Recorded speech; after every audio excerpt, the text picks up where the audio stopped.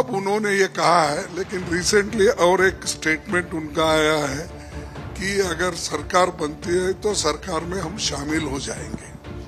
तो नेचुरली वो गठबंधन के साथ है, ये स्पष्ट है।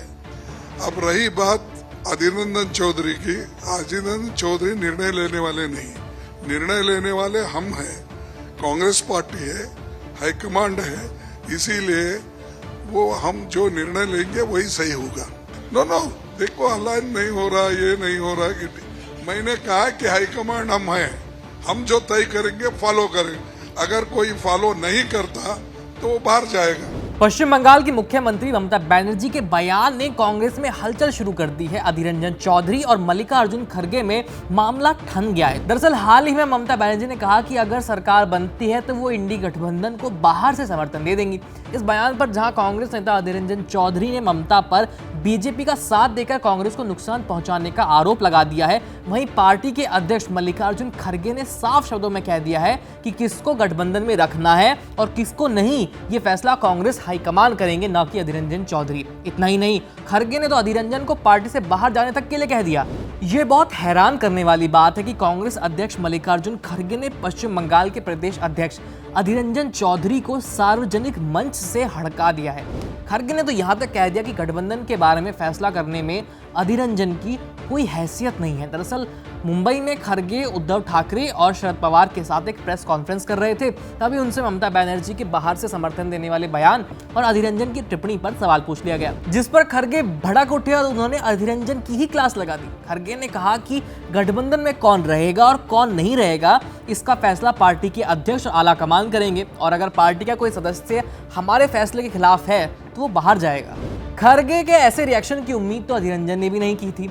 खड़गे के इतने बड़े बयान पर अब अधीर रंजन के तेवर हमलावर दिख रहे हैं। अधीर रंजन ने ममता बनर्जी का नाम लिए बिना कहा कि वो यानी खड़गे किसी ऐसी व्यक्ति के पक्ष में नहीं बोल सकते जो यानी ममता बनर्जी राज्य में उन्हें और उनकी पार्टी को राजनीतिक रूप से खत्म करना चाहता है। अधीर रंजन ने यह भी कहा कि ये हर एक कांग्रेस कार्यकर्ता की लड़ाई है और ममता बनर्जी के प्रति उनका कोई निजी विरोध नहीं है, बल्कि सैद्धांतिक रूप से उपजा हुआ विरोध है। यहाँ आपको एक बात पर ध्यान देने की बेहद ज्यादा जरूरत है। बीजेपी के विरोध में ही कांग्रेस और बाकी विपक्षी दलों ने एक गठबंधन बनाया जिसका नाम उन्होंने दिया INDIA यानी इंडिया।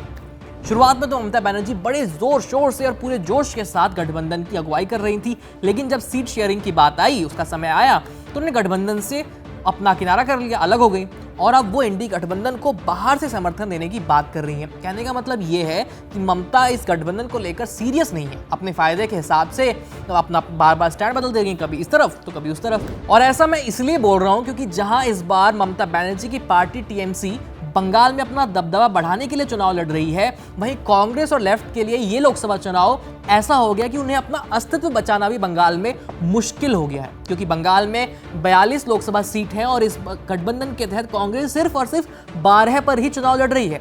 और अगर पिछले विधानसभा चुनाव की बात करें तो कांग्रेस का तो वहां सुपड़ा ही साफ हो गया था। बंगाल में कांग्रेस TMC के बढ़ते वर्चस्व के सामने कमजोर पड़ती हुई नजर आ रही है और अधीर रंजन ने पार्टी का ध्यान इसी ओर खींचते हुए ममता पर ऐसा बयान दिया था।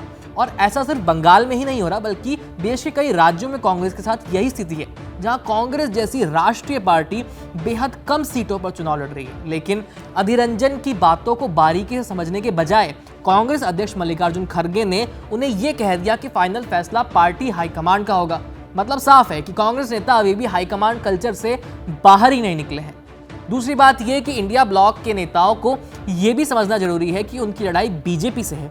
बीजेपी के पास प्रधानमंत्री का चेहरा है जो कि है नरेंद्र मोदी, और वोटर ग्राउंड पर ये सवाल पूछ रहे हैं कि अगर नरेंद्र मोदी नहीं तो वो किसे वोट दें, क्योंकि विपक्ष के पास तो कोई प्रधानमंत्री पद के लिए चेहरा ही नहीं है। इस पर गठबंधन का ये कहना है कि उनके पास PM पद के लिए कई सारे काबिल नेता हैं, लेकिन नाम तो उन्होंने किसी का भी सामने नहीं रखा है। तो अभी लोकसभा चुनाव खत्म नहीं हुए हैं, जारी हैं, और इसी बीच इंडिया ब्लॉक के नेताओं में आपसी कलह शुरू हो गई है। वोटर्स इस भीतर कलह को देख रहे हैं और बीजेपी इसका पूरा फायदा उठाएगी। खैर, इस खबर में इतना ही। लोकसभा चुनाव से जुड़े तमाम चीज जानने के लिए देखते रहिए ABP लाइव। मेरा नाम है आयुष। धन्यवाद।